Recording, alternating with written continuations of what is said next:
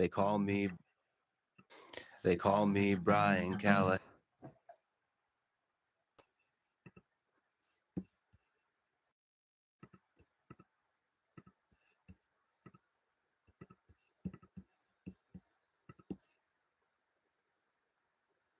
What's up, yo?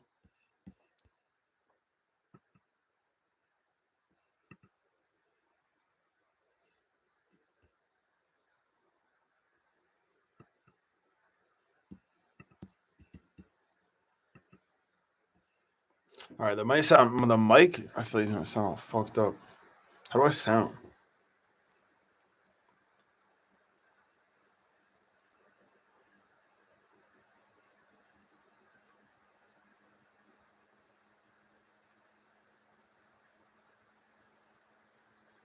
What up, Justin? Yo. What up, Justin? Yo. What up, Justin? Yo. What up, Justin? Yo. Yo. How do I sound? I mean, it sounds fine. I bet. But I watched this video about this dude.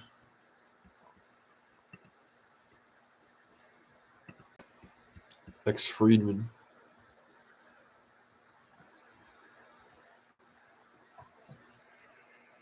In this cruel world, there is a man you should listen to as you journey on through life. His name is Joe Rogan. Joe Rogan, shoulders for days and a really wide back. Joe Rogan, barrel What the hell, bro? I don't even know how to react to that. You fucked up. Sound Should good, my never boy. done that song. It was Word. terrible. All right, so this cringe merchant we have here is Lex Friedman, who I'm sure people are somewhat familiar with, but if you're not, he's another one of these pseudo-intellectual Rogan Sphere podcaster characters who has some kind of association with MIT and has worked on AI research, but his role at MIT and some of the work he's done there has been questioned a lot, and other experts in his field have heavily criticized some of his research because he's mostly known for doing this research paper on the safety of Tesla Autopilot that was really favorable for Tesla, but was called out by a lot of other academics. And Lex's response was just to block everybody that was critical of it. And now it's almost impossible to find his research paper. But it did, of course, get Elon Musk's attention, which I'm sure was Lex's main goal with it. It makes for a fun chat, I think. So one guy that I've talked to several times, who's slowly becoming a friend, is a guy named Elon Musk. And because of Lex's association with MIT, AI, and Elon Musk, now some people think Lex is an MIT professor and an AI genius that works on Teslas. Like Lex Friedman went on Joe Rogan the other day, and he's a AI genius guy. He does all the Teslas and stuff. So he managed to leverage those credentials into getting Joe Rogan and Elon Musk's attention. You know, basically he's a professional Elon Musk and Joe Rogan dick rider, which can get you pretty far. I mean, he's one of the top podcasters now, but the amount of glazing you have to do is pretty embarrassing. I mean, that Joe Rogan song Lex performed felt like a humiliation ritual, but there's a lot of people competing for Rogan and Elon's attention, so you have to take drastic measures sometimes. Like when it comes to glazing Elon, it's not easy to compete with some of these people like Ian Miles Chong, but Lex, he'll give him a run for his money. I mean, these two spend so much time on Twitter just thinking of ways to praise Elon. And during this past Valentine's Day, this was really cringy. Elon, his girlfriend, posted a picture of her and their kids. And then Elon responded with a heart emoji. And then she responded with the same thing. And then for some reason, Lex responded to both of them and said, loving this with a heart emoji. And the comments are like, dude, this is creepy. This is so weird. What are you doing? Bro? And then also on Lex's podcast, he'll praise Elon every chance he gets. And he'll even ask his guests questions like this. A little bit more love. What do you admire in the name of love about Elon Musk? And Lex always says shit like this. He's always talking about the importance of love. And he just sounds so childish. Like he thinks everything can be solved through the power of love and forgiveness. Like when he had on Zelensky, he said he just needs to learn to forgive Putin, which no matter what side you're on there, to think that those two are going to forgive each other is just absolutely insane. But Lex acts like he lives in a fairy tale world, and whenever there's a conflict or a problem, he thinks it can just be solved with the power of love. And you can tell even the guests he has on his show think it's kind of goofy how much he talks about this. And sometimes he even has trouble keeping a straight face when he mentions it. I got to ask you about love. I heard you're into this now. Into this love thing? Yeah. You think this is your solution to your depression? No, I'm just trying to, like you said, the enlighten people in a cage. I'm trying to solve it. In that sense, I would say the power of love is the philosophy you might apply to Brett. Any chance you talk to Joe again and reinvigorate your friendship? Yeah, well, I reached out to him privately when I saw that. Did you use the power of love? And in my opinion, this whole image he portrays of being all about love and understanding just seems like a facade. I mean, he tries so hard to act like he's a really thoughtful and caring person who just wants to understand everybody and their opinions and perspective. And I'm willing to be patient, to learn, to listen, to humble myself with knowledge for the sake of knowledge itself. I try to think deeply about the world, to look for the beautiful ideas in the minds of others, and to be inspired by them. But then he goes around blocking anybody that's even remotely critical of him, even people in the same field, AI and computer scientists. He'll block them. Even if you like the wrong tweet, he'll block you. And then also a ton of people have been banned from his subreddit. And I guess if you even ask any questions about his background or anything, you'll get banned. Like if you say he graduated from Drexler and not MIT, they'll ban you. So this doesn't really seem like somebody who's all about having conversations and understanding where people are coming from. And then also one time, Mark Norman, he told this story about how he was doing a podcast with Lex and it was at a hotel and Lex needed to print something, but the printer wasn't working. And he said Lex started yelling at the lady who was working there. And Mark sounded pretty surprised by it because obviously if you listen to Lex's podcast, he sounds very even-tempered and relaxed. And he talks a lot about love and compassion. But then if a printer breaks down, he'll flip out.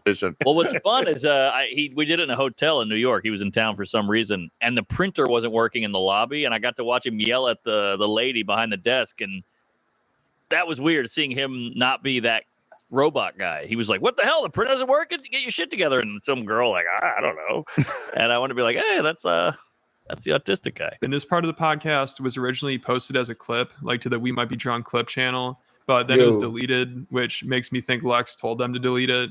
So this guy's just a really strange character. I mean, he's like an enigma. And it seems like he came out of nowhere. Somehow Rogan found out about him and had him on. And then he started his own podcast and right away had on Elon Musk. And now he's one of the biggest podcasters in the world and has on the same caliber of guests as Rogan, like Mark Zuckerberg, Donald Trump, Kanye West, and even people that Rogan hasn't had on that he probably wants to, like Jeff Bezos. And then also for some reason, Lex spent a Thanksgiving with Ivanka Trump and Jared Kushner. So Lex's rise to fame, in my opinion, just feels kind of contrived, like he's an industry plant or something. I mean, even Ari and Mark during this podcast I just played were like, this guy just popped up out of nowhere and everybody's acting like they know him already. It's kind of weird. Big and new, just like everybody likes Huberman, everybody likes Lex Friedman. Everyone's like, oh, I'm going to invite him to my wedding. Like, you didn't even know it existed 4 months ago. What the fuck are we talking about? He gets Elon Musk, he gets Tucker Carlson, he gets Rogan, he gets all these giant names, and he's just like an MIT robot. So even Rogan's comedy friends seem to be confused about why Lex is so popular all of a sudden. Like Tim Dillon, he thought the same thing after he did Lex's podcast. And this was maybe one of the best rants from him. He did Lex's podcast, and afterwards he's like, everyone says Lex is a genius, and I'm sure he is, but what does he even do other than whack off Elon Musk? And he just starts going off on him and Eric Weinstein. And this caused Eric to have like a mental breakdown. And he went on Rogan's podcast afterwards to prove what he's done, like his life's work. And it was a complete disaster. It was so embarrassing. I covered that on Patreon. Make sure you check that out. It was hilarious. But it sounds like Rogan convinces all his comedy friends to do Lex's podcast. And they go on there and afterwards they're like, that was cool, but who the hell is that guy and where did he come from and what does he even do? He's great. He's a genius. I can't even believe he's talking to me. And everyone says he's a genius. I don't know if he's a genius. I'm sure he is a genius. What does he do? He's a coder? Yeah, for AI. Yeah. Wait, so what does that even mean? So like does anyone have to ask credentials anymore?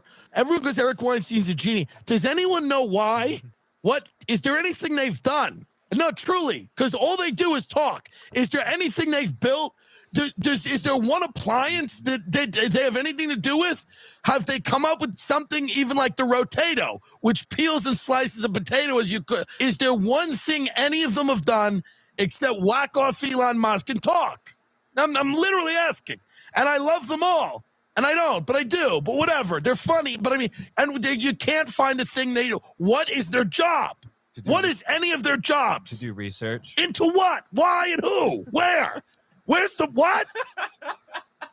They all do research all day. What are they researching? They're just talking about trans people. They're all supposedly tech geniuses who's talking about who has a cock. And I'm dead serious. And all they're talking about is if somebody's tucking the D. So that might be his best rant. I mean, it's so funny. Like Rogan tries to convince all these people that Lex is a super genius AI researcher, which maybe he is, but at this point, he's just a podcaster. That's the only thing he's known for. Nobody knows him outside of that. You know, people just know he's involved in AI. That's about it.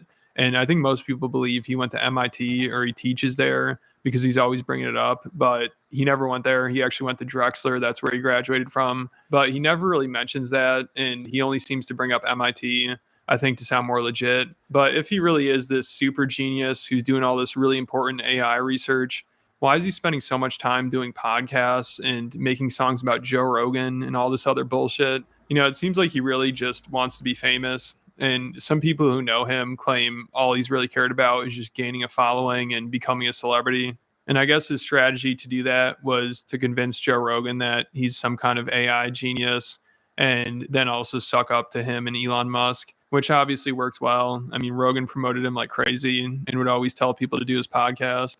And one of the funniest moments was when he tried to convince Neil deGrasse Tyson to do his podcast. And he showed him this video of Lex playing the guitar in a self-driving car. And Neil, he couldn't have been less interested in it.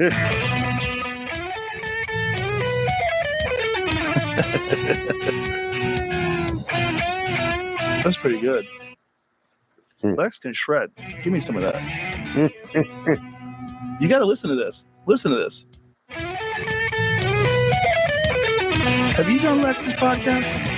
No. You would love him. Oh, yeah? He's an AI researcher from MIT originally. Now he's mostly doing independent work and doing his own podcast. And brilliant guy. You would love him. Mm-hmm. And he's got an amazing podcast, too. All right, nobody. Okay, so here it's going to be in this section. I don't think you're interested in Lex's podcast. So, seems like he's not paying attention. What do you mean? No, hang on. I got this.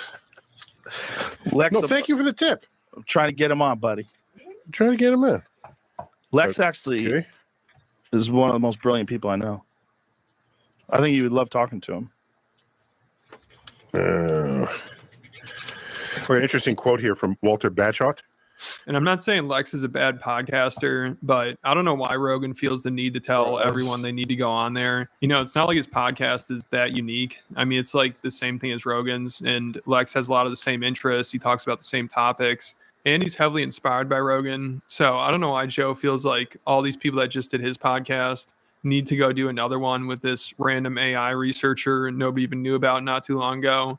You know, it'd make more sense if he just had on tech people. But for him to have on somebody like Jocko Willink, that just doesn't seem like something that needs to happen. But I'm sure Rogan set it up and it's probably like, oh, you got to do this podcast. And then he went on there and it seemed like right away he's thinking, why am I here? Is it tragic or beautiful to you that some of the closest bonds that have formed between people are through war often? I think it's both tragic and beautiful. And for the obvious reasons. What are some of the worst aspects of when you were in Iraq? What are the things that the hardest on you? Having my guys killed. Hopefully surf if the waves are good. Surf for? How good are the waves? Let's say they're good. This is a perfect day. This is a perfect waves. Why do you surf? It's fun. Okay. This is fun. Okay. Man and nature, which is like what surfing is the ultimate, is the power of the infinite power of the ocean versus a little silly looking man on a board. You could say it's the infinite power of the ocean versus a silly looking man on a board, or you could say it's fun.